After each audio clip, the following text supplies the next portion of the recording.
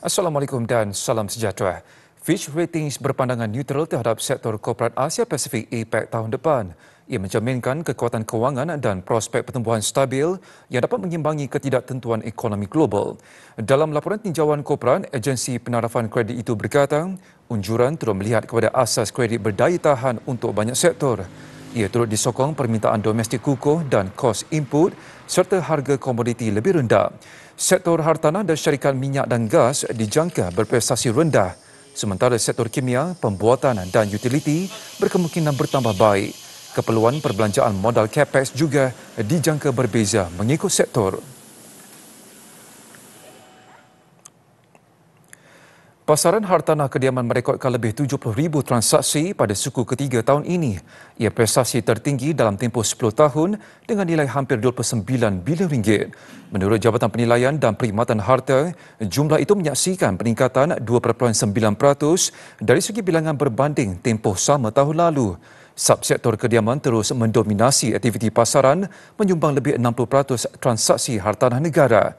Secara keseluruhan, prestasi pasaran hartanah terus kukuh dengan lebih 112,000 transaksi bernilai 57 bilion ringgit. Ini disokong pertumbuhan aktiviti pembinaan dan penurunan unit kediaman siap dibina tidak terjual secara konsisten sejak suku pertama 2024. Inisiatif kerajaan seperti menambah baik fleksibiliti syarat permohonan bagi program Malaysia My Second Home dan pengecualian duty stamp pindah milik bagi pembelian rumah pertama turut menjadi pembangkit pasaran hartanah di Malaysia.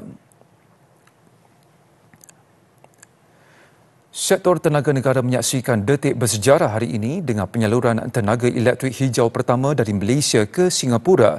Perdagangan tenaga elektrik hijau merentas sempadan sulung itu membabitkan kapasiti 50 megawatt. Pencapaian itu disaksikan Timbalan Menteri Peralihan Tenaga dan Transformasi Air Akmal Nasrullah Muhammad Nasir di Pusat Kawalan Muatan Kuasa Nasional di Ibu Pejabat Tenaga Nasional Berhad TNB Bansar. Penyaluran itu adalah lanjutan daripada pemeteraian Perjanjian Bekalan Tenaga Boleh Baru di antara TNB dengan Sembcorp Power 9 Disember lalu. Ia hasil bidaan menerusi Energy Exchange Malaysia Jun lalu dan selari dengan Malaysia dalam menerajui inisiatif integrasi bekalan elektrik serantau melalui pelaksanaan grid kuasa ASEAN. Bank Negara BNM digesa menghadkan kenaikan premium insurans kurang daripada 10%.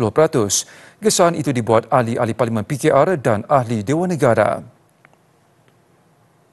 Kenyataan itu dikeluarkan 5 ahli parlimen dan Dewan Negara yang menegaskan kenaikan perlu munasabah bagi memastikan perkhidmatan mampu dibeli golongan M40. Mereka berkata insurans tidak sepatutnya menjadi perkhidmatan eksklusif kepada golongan maha kaya saja. Tambahnya, jika M40 tidak mampu lagi membeli insurans kesihatan, mereka akan ke hospital kerajaan. Ini sekaligus membebankan hospital kerajaan dan sistem kesihatan awam. Sementara itu, mereka menyambut baik kenyataan Menteri Kewangan kedua, Datuk Seri Amir Hamzah Azizan, bahawa penyelesaian interim berkaitan isu berkenaan akan diumumkan minggu depan. 10 Disember lalu, BNM memberi taklimat kepada ahli Parlimen Kerajaan. Pada taklimat itu, mereka dimaklumkan inflasi kesihatan di Malaysia adalah pada kadar 15% berbanding 11.1% di Asia Pasifik lain. Bagaimanapun, aduan kenaikan syarikat premium insurans yang diterima adalah tinggi mencecah 78%. Sebelum ini dilaporkan kenaikan premium insurans perubatan antara 40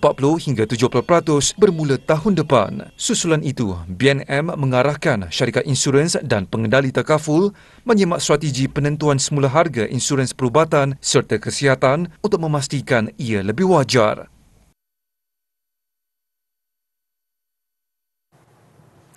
Bursa Malaysia ditutup kukuh hari ini. Pada jam 5 petang, FBM KRCI naik 1.12 mata kepada 1,608.75. Menurut pakar ekonomi, prestasi saham dipacu kaunter saham penjagaan kesihatan, teknologi dan pembinaan.